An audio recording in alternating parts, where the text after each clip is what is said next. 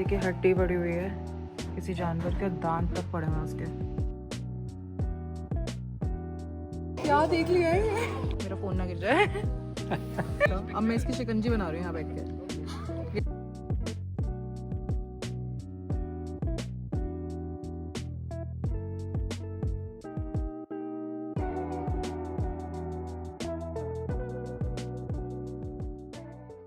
तो हम आ गए हैं नीचे आइस केव एक्सपीरियंस करके। यार आइस केव 1910 में ये आइस केव एक्सप्लोर की और 1912 में ये टूरिस्ट के लिए खोली गई थी। ये सब देख के ना मतलब एक ख्याल आया दिमाग में कि जो एक्सप्लोरर्स होते हैं, ठीक है यार, वो कितना ही मतलब उनकी लाइफ में उनको पता नहीं है कि अब वो नेक्स्ट क्या देखेंगे, वो क्या एक्सप्लोर करेंगे। हम लोग जब ट्रैवल कर रहे हैं हम सर्टेन है कि हम आइस केव देखने जा रहे हैं या हम ग्लेशियर देखने जा रहे हैं और उसका एंड पॉइंट पता है।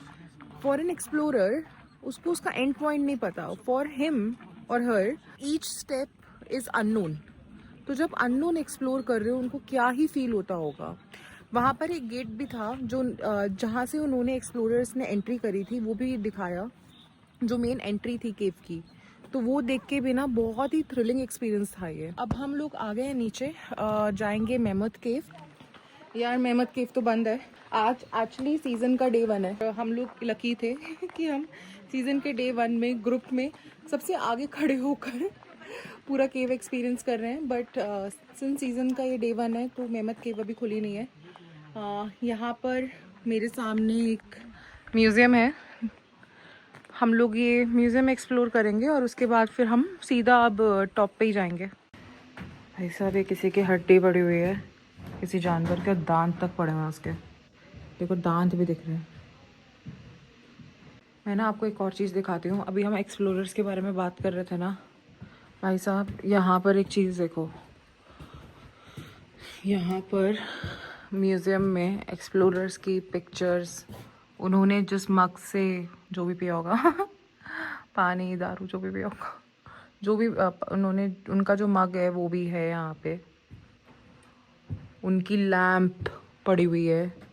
यार मुझे तो बहुत ही एक्साइटिंग लग रहा है यार, क्या तगड़ा जॉब है उनका, टू एक्सप्लोर द अननोन। ये देखो यहाँ पर उनके कपड़े, उनका हेलमेट, रोप, बैग देखो कितना फट गया है बट इन्होंने प्रिजर्व कर रखा है यार। ओ भाई ये तो मैंने देखा नहीं था। इन्होंने एक्सप्लोरर्स को भी प्रिजर्व कर लिया एक तरीके से। आप देख रहे हो उनका सामान, it's like giving respect to the people जो सर्विस में है। ये देखो यार यहाँ पे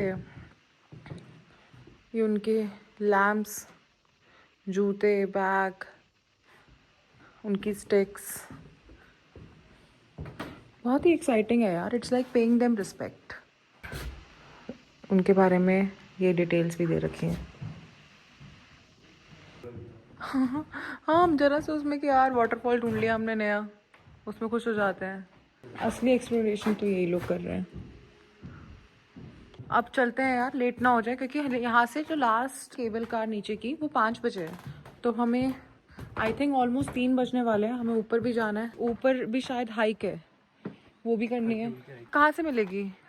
ठीक है अब हम एक काम करते हैं, केबल कार लेते हैं ऊपर जाने के लिए और ऊपर घूमते हैं और फिर नीचे उतरते हैं, क्योंकि बसेस का भी टाइम नहीं पता कि यहाँ से वापसी की बस कितने बजे है।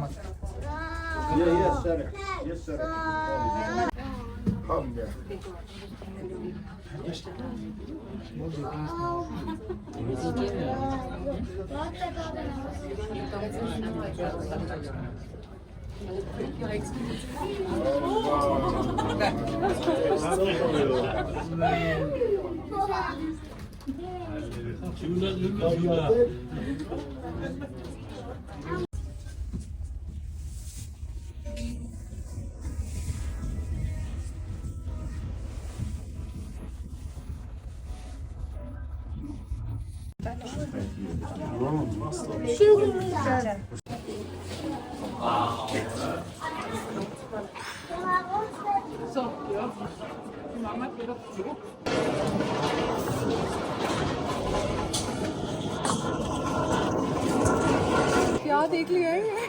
मतलब जहाँ तक भी देख रही हूँ ना मैं, जहाँ तक भी वहीं पर वहाँ तक पहाड़ है और उसके ऊपर बर्फ है।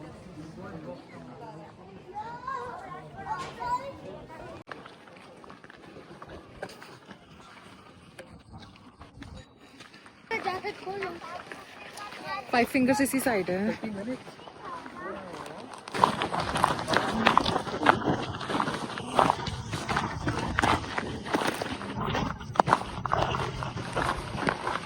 मैं आपको ऑनेस्ट बताती हूँ कि मुझे इस समय कैसा लग रहा है।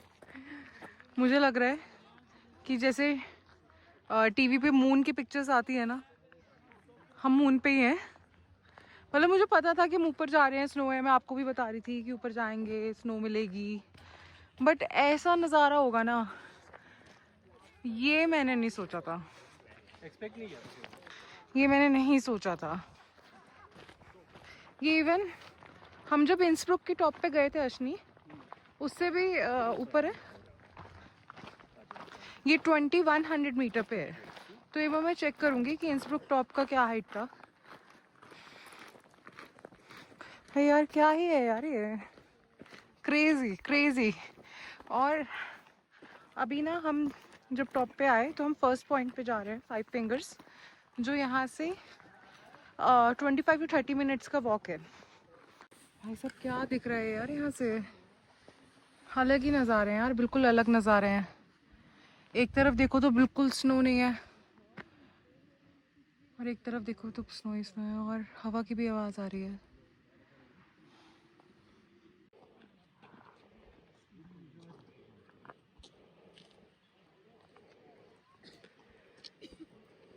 इतनी भीड़ होने के बावजूद भी ना यहाँ पर एक सन्नाटा है, और शांति की एक आवाज़ जो होती है ना, वो सुनने को मिल रही है।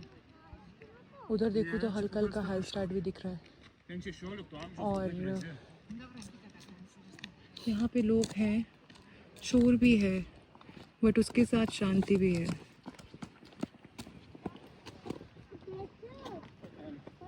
ऊपर एक वो पॉइंट दिख रहा है सिल्वर वाला, वही जाना है क्या हमें? यहाँ एक पॉइंट है, इसका नाम वेल्टर बेस पिरेल। ये जो सामने दिख रहा है ना, ये सिल्वर वाला, ये वो है। वापसी में देखते हैं, टाइम मिला तो इस पॉइंट पे पहले वो आते हैं फाइव फिंगर्स।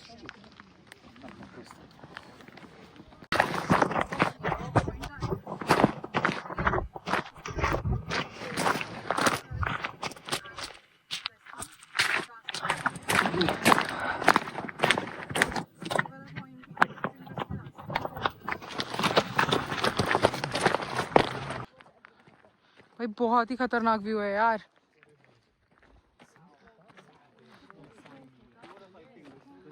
दिख गया क्या?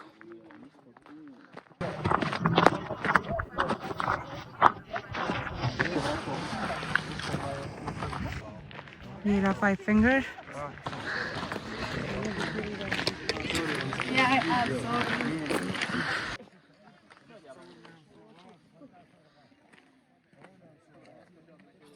ऐसा लग रहा है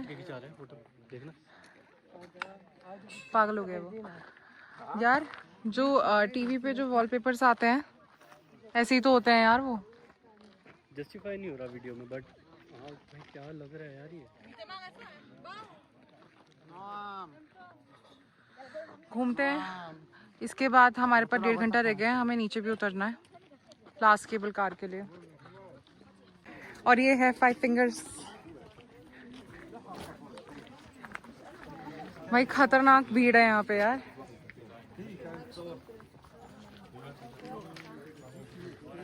यहाँ हमें सुबह आना चाहिए था, बहुत भरा हुआ है। तो हम तो सुबह नहीं आ पाए, अगर आप आ सकते हो तो आप थोड़ा जल्दी आ जाना। पर ठीक है, क्यू में लगेंगे हम भी फोटो खिंचाने के लिए।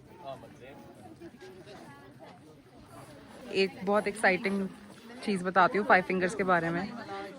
ये जो 5 पॉइंट्स है ना, ये 5 पॉइंट्स डिफरेंट है, ठीक है। जैसे यहाँ पर बाइनोकुलर एक्सपीरियंस है, यहाँ पर आपको जैसे ये मैं आपको दिखाती हूँ एग्जैक्टली, डायरेक्टली आप नीचे देख सकते हो। मेरा फ़ोन ना गिर जाए। यहाँ पर आप देख सकते हो इधर कुछ और ही एक्सपीरियंस हो रहा है, आप पूरा एज एक्सपीरियंस कर सकते हो। ओह गॉड,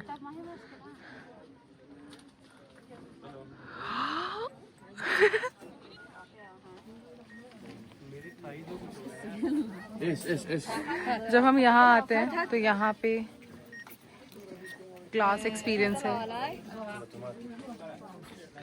और ये वाला जो पॉइंट है वो फोटो पॉइंट है। बहुत एक्साइटिंग है यार, 5 different fingers and 5 different experiences.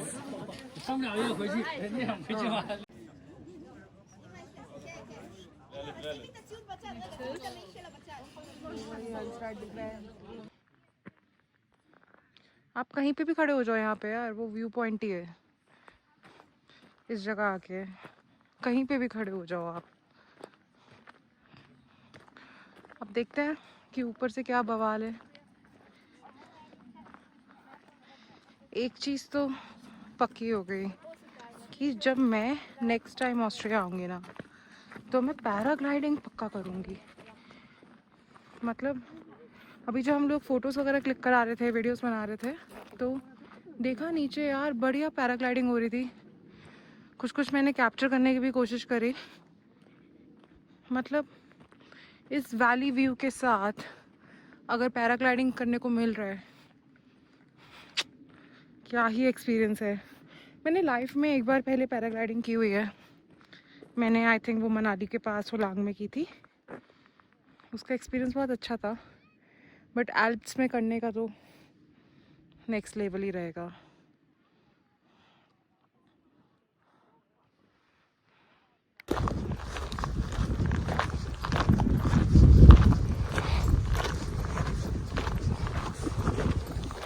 देखो यार, इनकी गवर्नमेंट कितनी थॉटफुल है।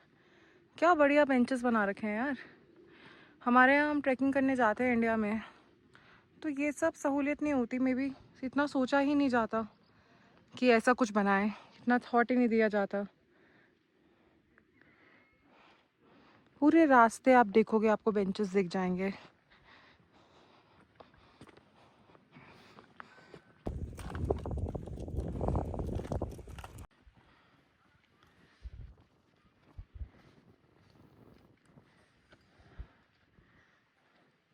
इस जगह को द वर्ल्ड हेरिटेज सिंबल बोलते हैं।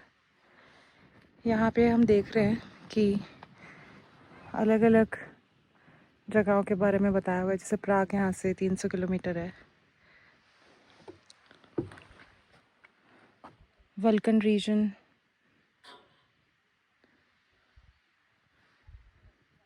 पूरा डायरेक्शंस में लगाया हुआ है कि इस साइड से 7900 किलोमीटर है।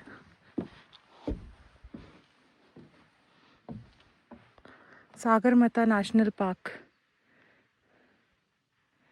It's in Nepal.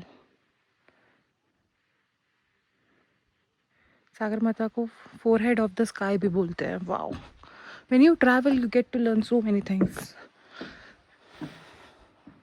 So many things. 14,600 kilometre, great barrier reef in Australia. साथ साथ आप व्यू देखते जाओ यार। मेरे को पहले लग रहा था कि मैं ऊपर जाऊं ना जाऊं, बट आई वॉज रॉन्ग। मैं यहाँ नहीं आती तो गलत होता।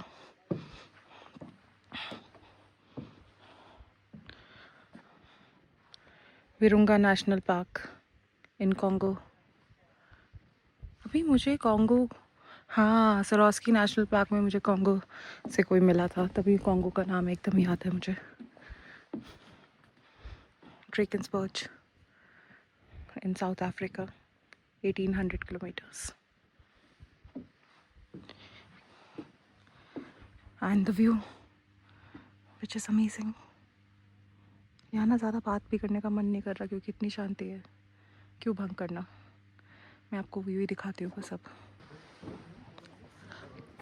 Hallstatt 1 kilometer. So amazing यार, so amazing.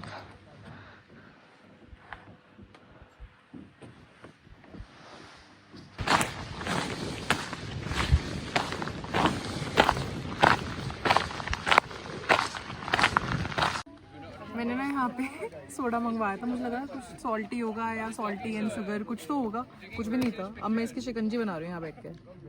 ये डल गई इसमें काली मिर्च। अब हम इसमें डालेंगे नमक। नमक ये नहीं, ये चीनी है क्या? सॉल्ट है यार ये। अच्छा। और अब इसके बाद हम इसमें डालेंगे, ओ भाई, नहीं हम नमक पानी पी रहे हैं क्योंकि हम शुगर डालने का रिस्क नहीं ले सकते। ये है लाहौरी जीरा। चलो यार, चीयर्स कर।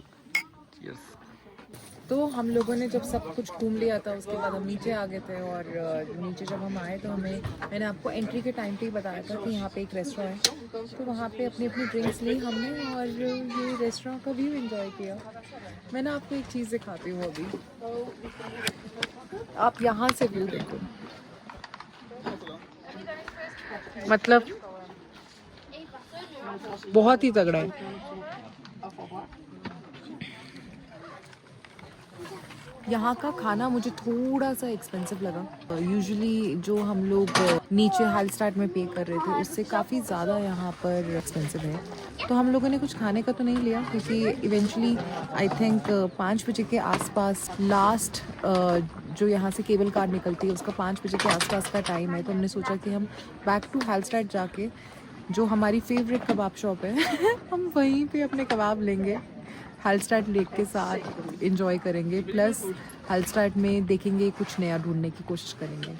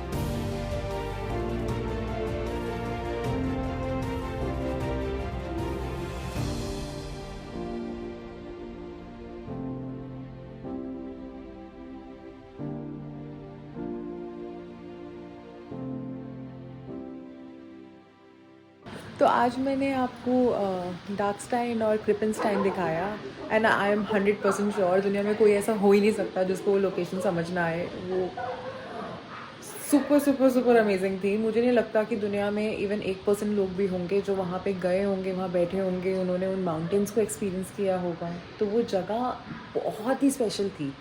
और शाम के नज़ारे तो आप पिछले 2 दिन से देख ही रहे हो। हालस्टार्ट काफ़ी सुंदर है। मेरे पीछे इस समय हालस्टार्ट की मेन सुपरमार्केट है, वाटरफॉल की आवाज़ आ रही है, तो इट्स सो पीसफुल। मीनवाइल हम लोग जब घूम रहे हैं हालस्टार्ट में, मुझे आपको ना एक और चीज़ बतानी है। ये मेरी ऑब्जर्वेशन है, मैं सही भी हो सकती हूँ, मैं गलत भी हो सकती हूँ, बट मेरी ऑब्जर्वेशन है। ऑब्जर्वेशन तो किसी की कुछ भी हो सकती है।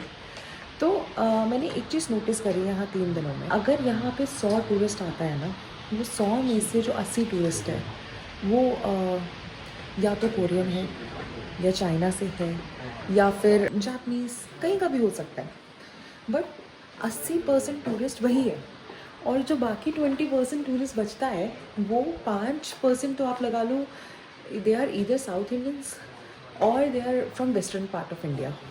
बाकी 15% में पूरी दुनिया है वो कुबा के लोग भी हो सकते हैं, वो इसराइल भी हो सकता है, वो इंडिया के भी हो सकते हैं, बांग्लादेश कहीं के भी हो सकते हैं। बाकी 15% मिक्स है, लेकिन 80% मतलब मुझे एक चीज़ यहाँ पे एक समझ नहीं आई। ऐसा भी नहीं है कि इनकी जो कंट्री है वो हमारी कंट्री मतलब ऑस्ट्रिया के बिल्कुल बगल में है, या यहाँ पे चीप फ्लाइट्स मिलती हो, या यहाँ पे कुछ भी ऐसा हो। जैसे अपन लोग क्या होता है कि कुछ पॉइंट्स होते हैं, कुछ कंट्रीज़ होती हैं, कुछ स्टेट्स होती हैं जो डिफाइंड होती हैं, जहाँ पता है कि इस टाइप का जो टूरिस्ट है वो इन कंट्रीज़ इन जगहों पे मिलेगा। ऐसा कुछ भी नहीं है यहाँ पे, कोई कोरिलेशन नहीं है, बट फिर भी इतनी भीड़। और एक अच्छी बात बताती हूँ मैं आपको इन लोगों के बारे में जो मुझे मतलब पहले नहीं पता थी। लास्ट 3 दिनों से मैंने जितनी भी बसेस में ट्रैवल किया, मैं जो भी लोकेशंस में गई, ऑफ कोर्स आई थिंक हम ही मैक्सिमम टाइम इकलौते इंडियन कपल थे, बाकी जितना भी क्राउड था वो इन्हीं कंट्रीज़ के लोगों का था। तो ये लोग इतने शांत है ना, मतलब ये कि आपको फील ही नहीं होगा कि बस में पूरी बस फुल है। आप कहीं पे भी जा रहे हो, आप रेस्टोरेंट्स में जा रहे हो, आपको नहीं फील होगा कि इतनी भीड़ है। बहुत साइलेंट, बहुत शांत लोग हैं ये। इवन इनके बच्चे अगर ये पेट लेके आए तो इनके पेट भी इतने शांत है, तो जिससे मतलब इनके साथ ट्रैवल करना बहुत कन्वीनियंट है यार। मतलब मुझे पता ही नहीं था, मतलब बीच बीच में तो मुझे कभी कभी ऐसा लगता था कि मैं हेल्थ में हूँ ही नहीं, मे बी मैं जापान में हूँ बट अब मुझे लग रहा है कि शायद मुझे जापान जाना चाहिए ये एक्सपीरियंस करने के लिए कि ये लोग कितना अच्छे हैं। ठीक है, specially when it comes to travel. एक और इंसिडेंट बताती हूँ, बहुत फ़नी है। जैसे कि आज क्या हुआ कि जब हम डार्कस्टाइन जा रहे थे तो हमारी बस में आई थिंक कोरिया से 1 या 2 लोग होंगे, ज़्यादा लोग नहीं थे। बाकी सब दूसरी कंट्री के मिक्स लोग थे। आप मानोगे नहीं, हमारी बस 20 मिनट का रास्ता था। उस 20 मिनट के रास्ते में इतना शोर था कि मुझे ऐसा लग रहा था कि ये कब ख़त्म होगा यार, कब ख़त्म होगा। आपने नोटिस किया होगा, मैंने आज का स्पेशली बस का कोई व्लॉग में कुछ भी पार्ट ऐड नहीं करा है। मैंने इसलिए ऐड नहीं करा क्योंकि मेरा सर में दर्द हो गया यार। मतलब जितना शांत ये लोग हैं उतना ही शोर पूरी दुनिया में है तो ये एक मेरी क्विक ऑब्जर्वेशन थी इन लोगों के बारे में। आज की रात तो इसी क्विक ऑब्जर्वेशंस के साथ हम लोग क्लोज़ करते हैं। तो मैं आपको अब कल मिलूँगी। हाँ, हमारा कल फाइनल डे है यहाँ पे हालस्टाट में, उसके बाद हम वियना जाएंगे। तो कल हम हालस्टाट में बहुत ही टूरिस्टी लोकेशंस एक्सप्लोर करेंगे। वो लोकेशंस हैं जब कोई हालस्टाट स्पेसिफिकली आता है तो वो यहाँ का मार्केट प्लेस ढूंढता है और वो उस टूरिस्टी लोकेशन पे जाता है और वो अपना हालस्टाट क्लोज़ करता है। तो हमारा फाइनल डे है, कल शाम को हमारी यहाँ से ट्रेन भी है, तो हम भी कल टूरिस्ट ही करेंगे। और हम मिलते हैं आप कल के ब्लॉग में। बाय।